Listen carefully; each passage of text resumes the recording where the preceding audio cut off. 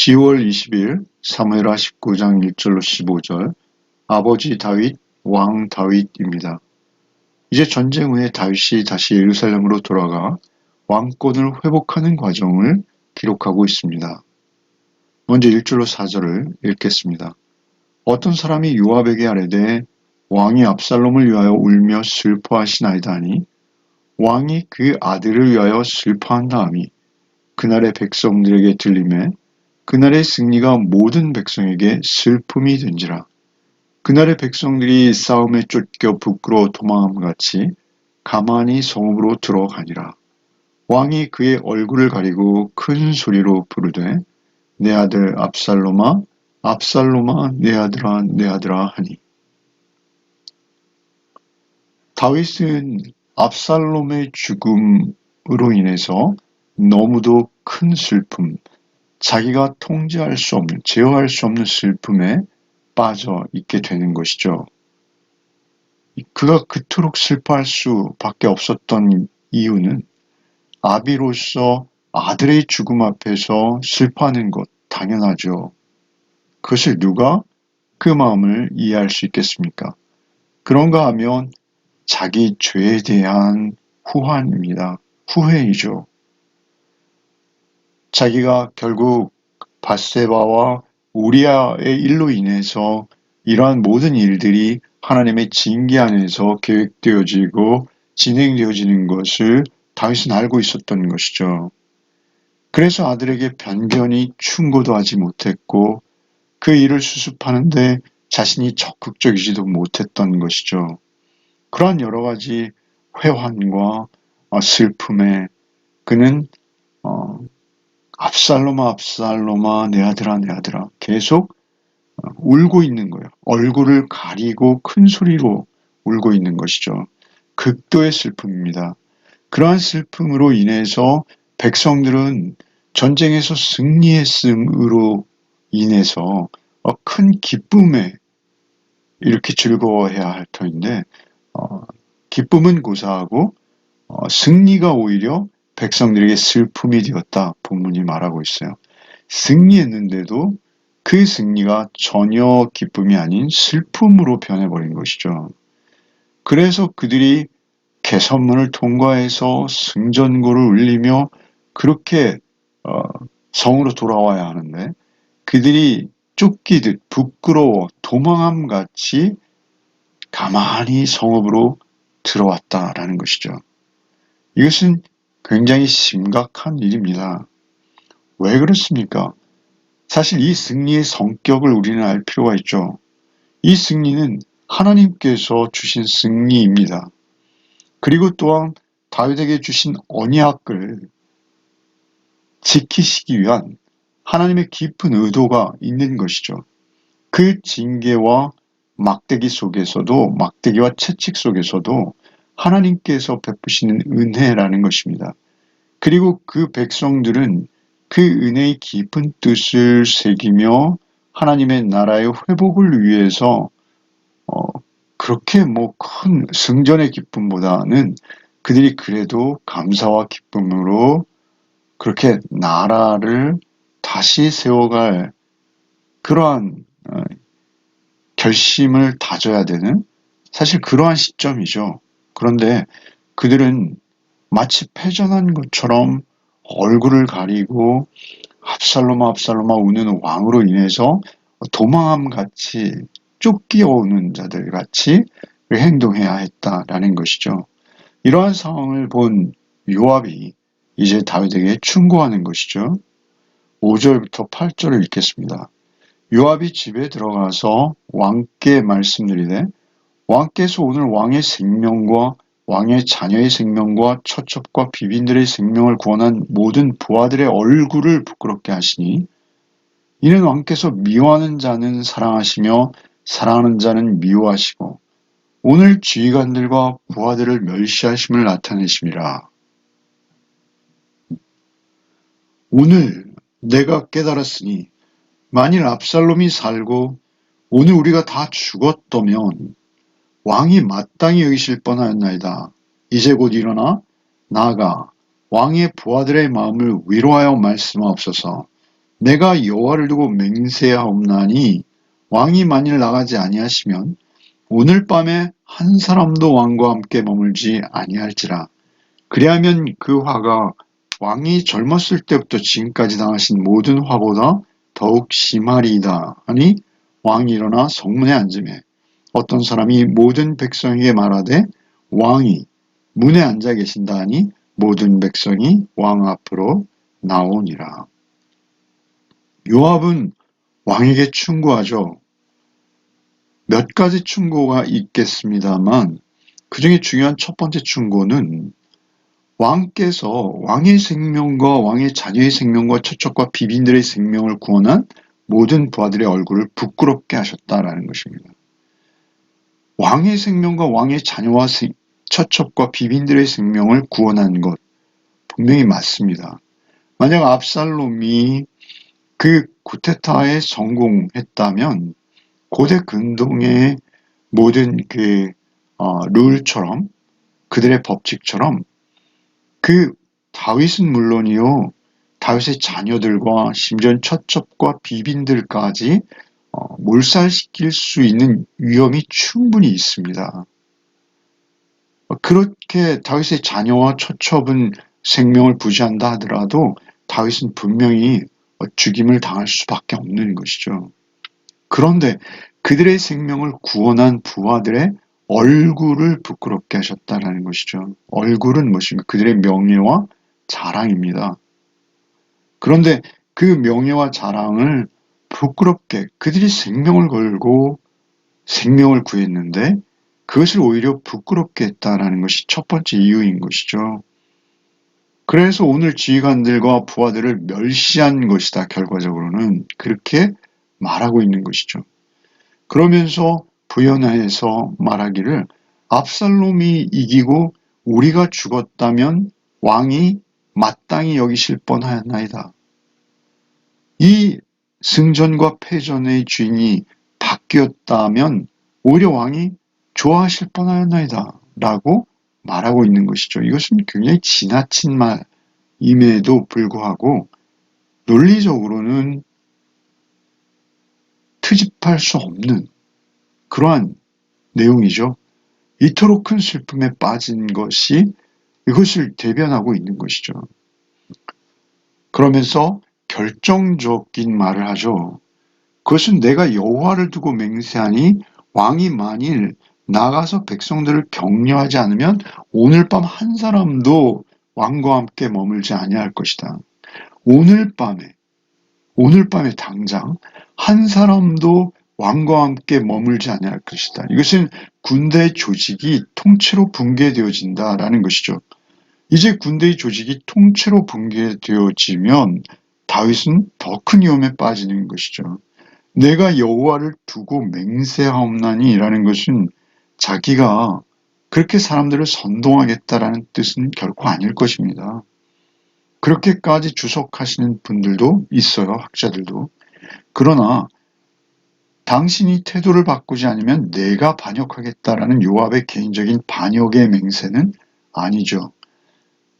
만약 계속 이렇게 내 아들 압살롬아, 압살롬아, 내 아들아, 내 아들아 계속 슬퍼하는 그러한 태도를 보인다면 이제 이 사람들도 왕과 함께 머물자냐고 다 흩어져 갈 것이요. 그렇게 되면 그 다음에 펼쳐질 불상사들을 생각해 보아라. 이 이후에도 세바의 반란이 또 이어지거든요. 그러니까 다윗에 대한 불만은 지금 극히 팽배해 있습니다. 그래서 다윗은 이것을 잘 수습해 나갈 필요가 있는데 감정에 휘둘려 있다라는 것이죠. 하나님께서 주신 승리요 다윗 언약을 이행하시는 하나님의 과정인데 이런 것들을 모두 삼켜버리고 나라를 오히려 더 큰 위험에 빠뜨려 버릴 수 있는 이 감정이라는 것이 모든 것을 삼켜버릴 수 있는 그런 상황이라는 것이죠. 요압은 압살롬을 자기 손으로 죽인 자입니다. 사실 요압은 너무 다윗으로 봐서는 감정적으로 용납할 수 없는 인물이죠. 다윗은 이미 그 사실을 알고 있을 것이죠. 요압이 직접 그 손으로 맨 처음 압살롬에게 뻗었다. 그 손을 대었다. 그래서 그의 심장을 찔렀고 그의 무기 드는 자들이 그 아들을 죽이고 돌로 묻어버린 것. 그것을 다윗은 이제 알고 있을 것입니다. 그런데 이러한 강압적인 표현, 극단적인 표현들을 사용해서 다윗을 옥죄이는 것이죠. 근데 놀라운 것은 다윗이 그 말을 받아들입니다. 사실 논리적으로는 그 말이 설득력을 가질 수밖에 없고 현실을 정확히 직시하는 그러한 충고라고 하지 않을 수 없습니다.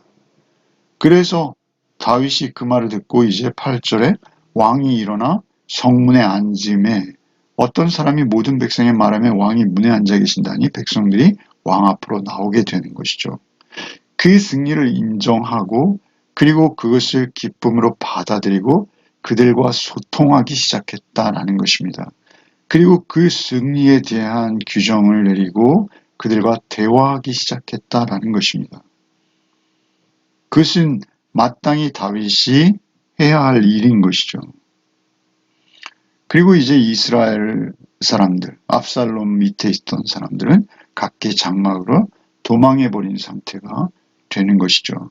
그리고 도망한 그들이 이제 모여서 다시 나라의 운명, 나라의 장래를 놓고 그들이 회합을 하는 모습을 보게 됩니다. 9절부터 10절입니다. 9절과 10절을 읽겠습니다. 이스라엘 모든 지파 백성들이 변론하여 이르되 왕이 우리를 원수의 손에서 구원하여 내셨고 또 우리를 블레셋 사람들의 손에서 구원하셨으나 이제 압살롬을 피하여 그 땅에서 나가셨고 우리가 기름을 부어 우리를 다스리게 한 압살롬은 싸움에서 죽었거늘 이제 너희가 어찌하여 왕을 도로 모셔올 일에 잠잠하고 있느냐 하니라. 그들이 이제 모여서 상의하는 것이죠. 그들에게는 이러한 상의하는 내용들을 볼 때 여러 가지 분열된 모습이 있었던 것으로 보여집니다. 그들이 먼저 이야기하는 것은 무엇이죠? 그것은 과거에 다윗이 이스라엘에 세웠던 공로를 회상합니다. 이스라엘의 모든 지파 백성이 변론하여 이르되 왕이 우리를 우리 원수 손에서 구원해냈고 블레셋 사람 손에서 구원해냈다 라고 말하는 것이죠. 이것은 어찌 보면 참으로 참신한 무리들이죠. 다윗의 공로를 기억하는 것이죠. 다윗은 하나님께서 기름 부어 세우신 하나님의 종입니다. 다윗의 과거 공로를 추억해보라, 기억해보라. 압살롬이 우리에게 마땅히 했던 것과는 비교할 수 없는 공로를 가지신 분이 아니냐 이러한 말이죠. 이제 압살롬을 피하여 그 땅에서 나가셨고 우리가 기름을 부어 우리를 다스리게 한 압살롬은 싸움에서 죽었거늘 우리가 기름을 부어 우리를 다스리게 한 압살롬 사실은 하나님께 기름 부음을 받고 하나님 앞에 종으로 구별되어 세워지는 과정이 필요하죠. 그런데 그들도 정확히 알고 있는 것이죠. 우리가 기름 부어 우리를 다스리게 한 우리가 두 번씩이나 들어가죠. 압살롬은 싸움에서 죽었거늘 이제 압살롬은 우리가 택하긴 했으나 그는 이제 이 땅에 존재하지 않는다. 죽었다. 싸움에서 죽었다. 사실은 이 내전은 압살롬이 살아있으면 끝날 수 없는 내전입니다. 그러니까 압살롬이 사망하지 않았으면 계속 압살롬을 추종하는 세력들이 존재할 수밖에 없는 것이죠. 이것은 압살롬이 죽음으로 인해서 이제는 그들이 존재할 그런 어떤 근원이 사라졌다. 그러니 이제 다윗을 다시 데려오자라는 그런 현실주의자들이죠. 현실주의에 입각한 이야기죠. 이것은 현실주의자들을 설득하는 것입니다. 이제 너희가 어찌하여 왕을 도로 모셔올 일에 잠잠하고 있느냐. 이것은 기회주의자죠.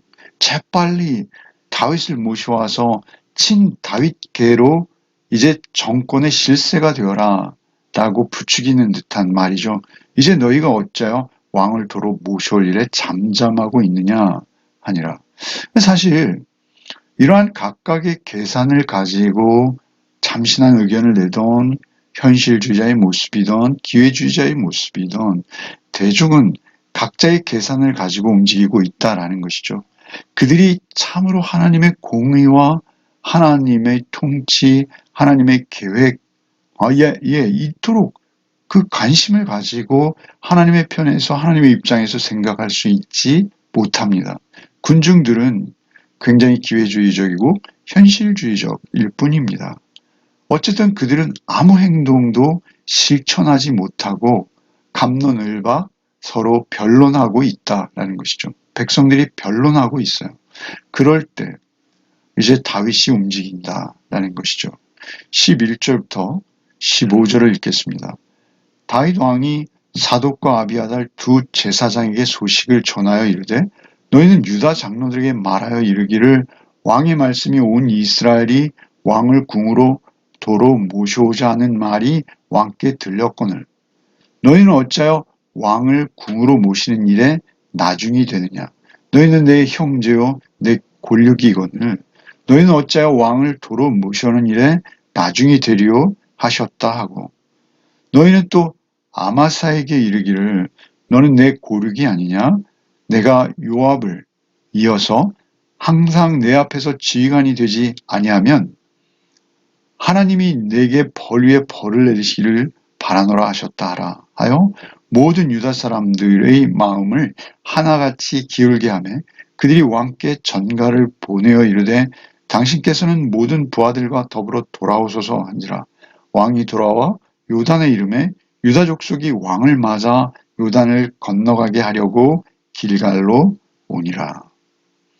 다윗에게 이러한 이스라엘 모든 지파의 백성들의 변론, 의견의 분분한 그 토론의 내용들이 들려왔어요. 그런데 그것은 현실주의자들의 주도권을 가지고 있는 것이죠. 그래서 다윗을 다시 왕으로 왕이 비어있을 수는 없으니 다윗을 왕으로 세우자라는 의견이 이제 대충 모아져 가고 있다라는 것이죠. 그러나 그것을 실천하는 자들이 지금 없었던 것이죠. 그때 다윗이 사독과 아비아달 두 제사장을 움직입니다. 그래서 유다 장로들에게 말을 전하죠. 그 전하는 말이 무엇입니까? 이스라엘이 왕을 왕궁으로 도로 모셔오자 하는 말이 왕께 들렸다. 그런데 너희가 먼저 행동해라. 왕을 궁으로 모시는 일에 나중이 되려느냐? 이것은 부추기면서 경쟁을 시키는 것이죠. 너희는 내 형제요 내 고륙이거늘 너희가 어찌 왕을 도로 모셔오는 일에 나중이 되리요. 너희가 먼저 해야 되지 않느냐? 라고 그들의 질투심을 자극하는 것입니다. 사실 압살롬의 반역에 가장 큰 힘을 실어줬던 지파가 유다 지파이죠. 그 압살롬이 헤브론을 근거지로 해서 유다 지파를 규합해서 반란을 일으킨 것이죠. 헤브론이 도시로서 그 성읍으로서 권위를 예루살렘에 빼앗기지 않았습니까? 다윗이 천도한 것이죠. 그 성읍을 도읍을 헤브론에서 예루살렘으로 옮겨서 헤브론에 있는 사람들은 많은 소외감을 가지고 있었죠. 그렇던 그들이 압살롬이 와서 헤브론에서 반란, 모의, 구테타를 시작하자 적극적으로 지지했었던 것이죠. 그 상황을 너무나 잘 알고 있는 다윗은 먼저 헤브론의 유다 지파를 설득하죠. 그래서 그들의 질투심을 자극해서 그들을 결국 자신이 환궁, 예루살렘으로 돌아오는 일에 앞장서도록 하게 하는 것이죠. 사독과 아비아달을 통해서요. 사실 이것은 나중에 결국 유다 지파와 나머지 지파로 이스라엘이 갈라지고 서로 질투하고 시기하는 이러한 씨앗을 사실 만드는 거예요. 다윗도 사실 이러한 방법이 너무 조급했던 것이죠. 그리고 또 다른 제안을 합니다. 그것은 아마사를 설득하는 것이죠. 아마사는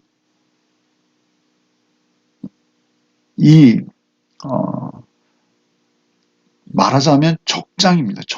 적장의 두목이죠. 압살롬의 군대 장관입니다. 그런 아마사에게 자신의 군대 장관 자리를 주는 것이죠.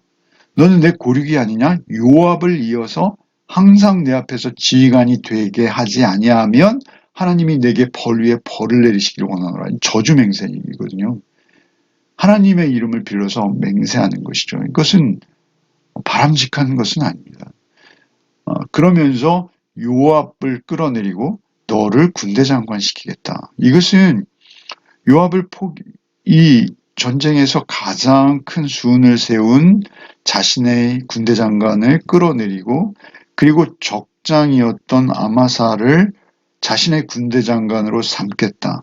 여호와가 그렇게 하지 않으면 벌을 내리기를 바란다 라고 말하는 것이죠. 이것은 사실 너무 지나친 것입니다. 어찌하던 유다 지파를 자신의 편으로 돌리고 그리고 그들을 안심시키기 위해서 요압을 버리고 아마사를 취하는 패를 다윗이 선택하는 것이죠. 물론 다윗은 압살롬을 그 손으로 죽인 요압을 심중에 버린 것이죠. 거의 원수 취급하는 거 아니겠습니까? 그렇게 되어질 때 이것이 이스라엘의 안에서 정치적으로 상당히 큰 분란과 갈등을 야기하는 그러한 일이 되어질 것이죠. 이렇게 제안을 함으로 인해서 사실 효과는 굉장히 크게 본 것이죠.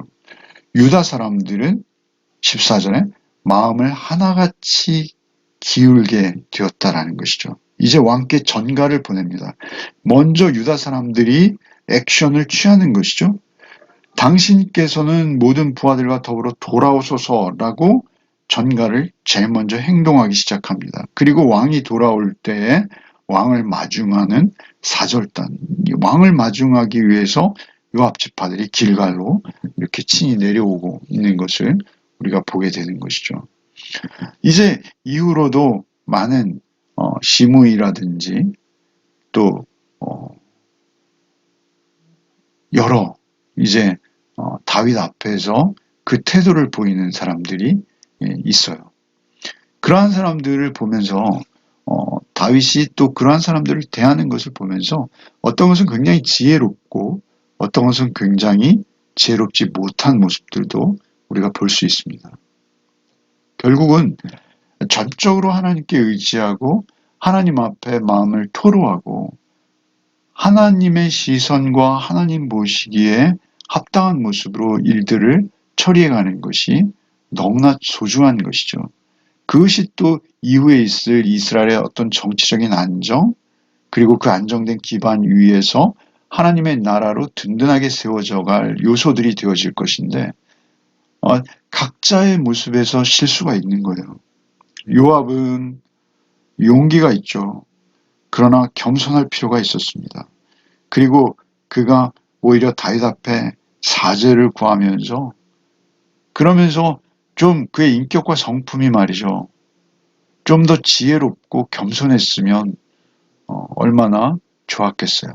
그런가 하면 다윗도 또한 다윗 나름대로 요압의 충고를 받아들이는 건 참 좋은데 그 받아들이는 모습 속에서도 그의 마음속엔 어떤 변화가 있었는지요. 결국 요압을 끌어내리고 아마사를 임명하는 것도 무리한 절차였습니다. 그것은 좀 시간을 두고 더 지혜롭게 행할 수 있었어야 하는데요. 이러한 모든 것들 속에서 우리는 각자의 이해가 충돌하고 있는 것을 볼 수가 있습니다. 그러한 각자의 이해관계를 내려놓고 하나님 앞에서 정확하고 그리고 바른 모습으로 이 일들을 이렇게 처리해 나가는 그러한 모습이 어떻게 가능할까요? 그것은 하나님의 인격, 하나님의 성품으로 존재하는 것, 그것이 우선해야 된다라는 것을 우리에게 교훈하고 있다라는 것이죠.